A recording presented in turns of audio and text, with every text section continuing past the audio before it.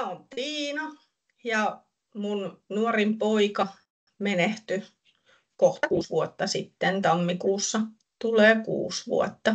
Hänellä oli semmoinen etenevä neurologinen sairaus ja se oli tuossa eskarin kynnyksellä 2016, kun näkö rupesi heikkenee ja liikkumiskyky oli semmoista vähän haparoivaa, että piti ottaa tukea aina kaikesta, mikä tielle sattui. Ja ihan ensin käytiin silmälääkärissä ja Hämeenlinnassa ja siitä sitten Helsinkiin vähän laajempiin tutkimuksiin ja sitä kautta sitten vielä se silmälääkäri teki lähetteen lasten neurologian polille ja otettiin magneettikuvat ja siellä huomattiin, että pikkuaivoissa on jotain rappeumaa ja meillä oli semmoisen vanhan kallomurtuman pohjalta oli niinku semmoiset verrattavat kuvat, että nähtiin, että siellä oli niinku jotain tapahtunut ja mentiin Helsinkiin ja siellä sitten otettiin oirekuvan perusteella varmaan lähinnä verikokeet ja todettiin, että Viljamilla on tämmöinen SCA7, mikä sitten sokeuttaa ja surkastuttaa ne pikkuaivot kokonaan. Ja Sitten meillä alkoi käynnit, no toki siellä lastenneurologialla käytiin aktiivisesti ja tilannetta seurattiin ja aika lailla jo siinä kohtaa tiedettiin, että Viljamin sairaus etenee tosi nopeasti. Ei varmaan ekalle luokalle asti päästy, kun Viljami oli jo ihan täysin sokea ja aika nopeasti siinä ykkösluokalla sitten tuli rollaattorit ja lopulta pyörätuoli käyttöön. Puhe muuttui vähän semmoiseksi epäselväksi pikkuhiljaa ja se oli jotenkin kauhean vauhdikasta. Kaikki tapahtui niin kuin kauhean nopeasti. Viljamille itselleen ei koskaan sanottu, että hän tulee menehtyä siihen sairauteen.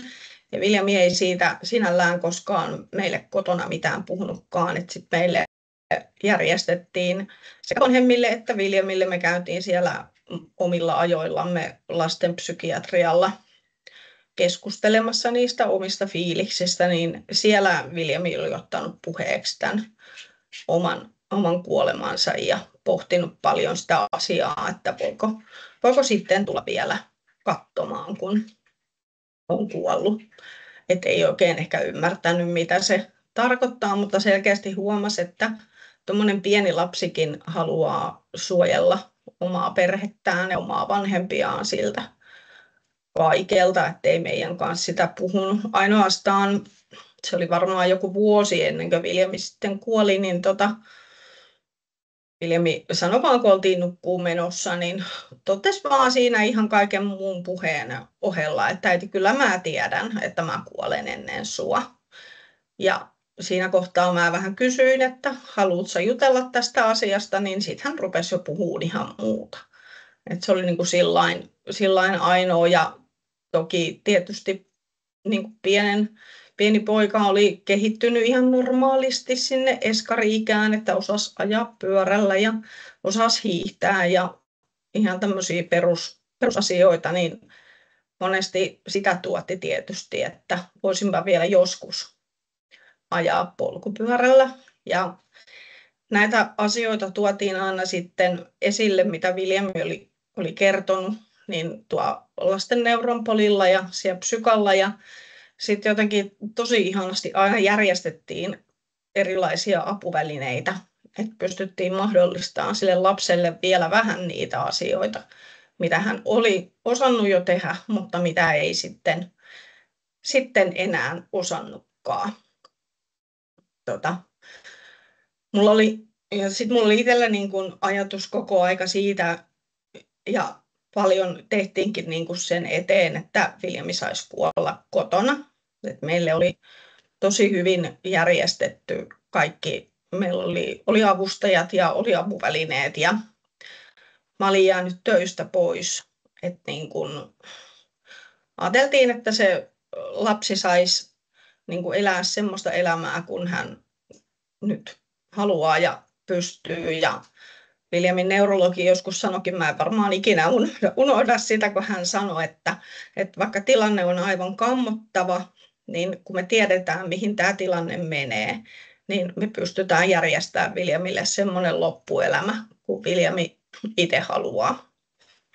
Ja mehän tehtiin. Toki oli päiviä ja oli viikkoja, että meillä vaan nukuttiin, mutta heti kun poika ilmaisi, että hän haluaa jotain tehdä, niin me lähdettiin niitä asioita tekemään.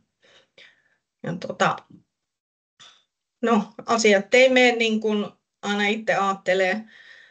Viimeiset 2 yötä me jouduttiin sitten oleen sairaalassa, että Viljami oli niin kivulias ja huonovointinen, että Viljami menehtyi sitten tuo keskussairaalassa lastenosastolla. Ja se oli varmaan niin kuin kaikkinensa hyvä ratkaisu, koska siellä koko perhe sai hyvää apua ja tukea ja oli siinä koko aika niin kuin hoitajia läsnä, niin oli se itsellekin sitten kumminkin näin jälkikäteen ajatellen huomattavasti mukavampaa. Ja niin. Jollain tasolla mä osasin ehkä valmistautua Viljamin kuolemaan, mutta sitten taas en. Että, niin.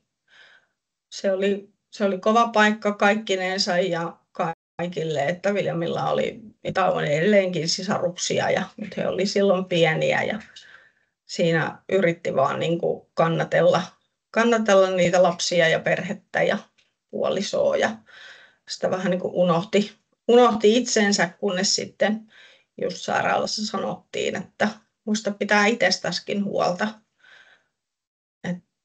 Teitä on tässä niin kuin monta tässä tilanteessa. Ja meillä kyllä kaikki oli jotenkin niin kuin hirveän hyvin. Me saatiin aina apua niin kuin, ja mä sain aina ihmisen puhelimen päähän, kun oli jotain. Ja niin. Meille soitettiin aina perjantaisin kotiin, että onko teillä nyt siellä kaikkea ja lääkitysasiat kunnossa ja ruoka-asiat kunnossa ja pärjäättekö te viikonlopun ylitteen. Ja sitten järjestyi vielä silloin, että jos olisi tullut jotain, niin me olisi saatu mennä ihan suoraan sinne lastenosastolle, että oli jotenkin tosi hyvin kaikki järjestetty. No sitten Viljami menehtyi tosiaan ja mulla ei ole mitään muistikuvaa oikeastaan sen jälkeen, että mulla on semmoinen varmaan muutaman viikon semmoinen ihan musta aukko elämässä, että sitten hautajaisista on vasta seuraavia. Mä luulen, että mä oon siinä vaan toteuttanut niitä käytännön asioita. Ja sitten ehkä hautajaisten jälkeen tuli semmoinen niin kuin itsellä lupa romahtaa ja olinkin jonkun aikaa sitten ihan vaan kotona ja ajattelin asioita, kun ei oikeastaan missään ei ollut hyvä olla.